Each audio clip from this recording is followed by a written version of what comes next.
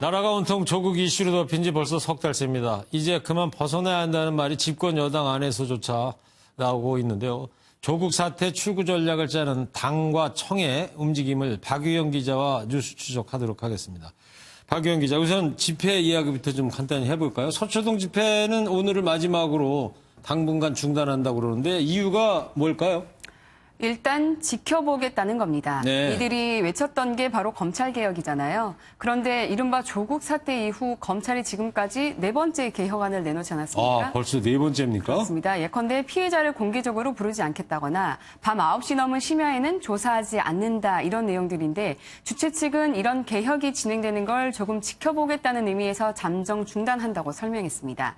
다만 오늘 마지막 집회 주제를 We will be back, 그러니까 검찰개혁이 주춤하면 언제든 다시 모이겠다는 메시지를 남기기도 했습니다. 네, We will be back.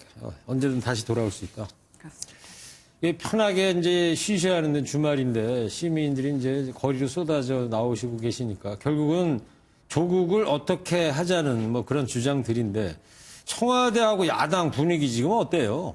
맞습니다. 이렇게 갈등과 분열의 모습이 길어지자 여의도 정치는 실종됐고 거리의 정치만 남았다는 말까지 나오고 있습니다. 네. 여당 안에서도 자성의 목소리가 계속 나오는데요. 더불어민주당 지도부의 말을 들어보시죠. 의회 민주주의가 동물국회 또 식물국회로 제 기능을 못하면서 국민들이 직접 나선 것이라고 생각합니다. 이제라도 국회가 제 역할을 한다고 생각합니다. 최근 여론조사들을 보면 조 장관 임명 여파로 대통령과 민주당 지지율이 30-40%대까지 주저앉은 걸로 나오고 있고요.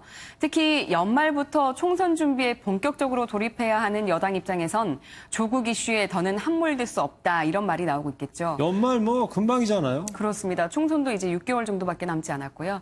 이런 이유들 때문에 여당 안에 이제는 출구 전략을 짜야 한다는 분위기가 분명히 있습니다. 네, 출구 전략.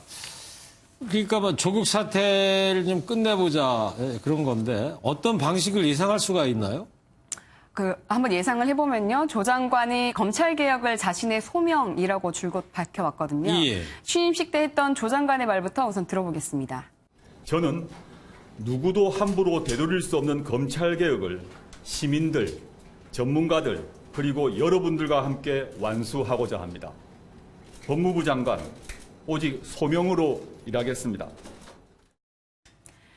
그렇다면 이 임무를 완수하고 명예롭게 직에서 물러나는 방식이 가장 자연스럽겠죠. 예. 그 첫 번째 임무가 법무부가 당장 손질할 수 있는 검찰 관행부터 고치는 것일 테고 두 번째가 신속 처리 절차, 즉 패스트트랙으로 지정된 두 사법개혁 법안을 국회에서 처리하는 것일 겁니다. 예. 내일 고위 당정청 협의회가 열린다고 그러던데 검찰개혁을 논의할 것 같은데 말이죠. 어떤 내용들이 나올 것 같아요? 그렇습니다. 내일 국회에서 청와대와 민주당 그리고 법무부가 검찰개혁 방안을 논의하는데요. 조국 장관도 내일 참가합니까 그러면? 조국 장관도 당연히 참석합니다.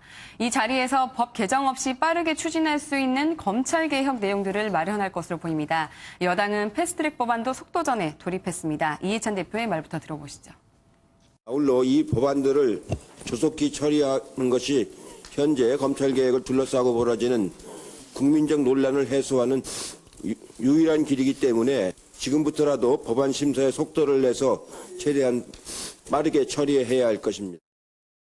민주당 핵심 관계자는 MBN과의 통화에서 사법개혁 법안은 무조건 연내 마무리할 것이고 그럼 조국 이슈도 함께 마무리될 것이라고 설명했습니다. 자, 그러면 연내 조국 장관이 숙제를 마치고 말이죠. 물러난다 쳐요. 그렇게 되면 윤석열 검찰총장 거치도 말이 나올까요?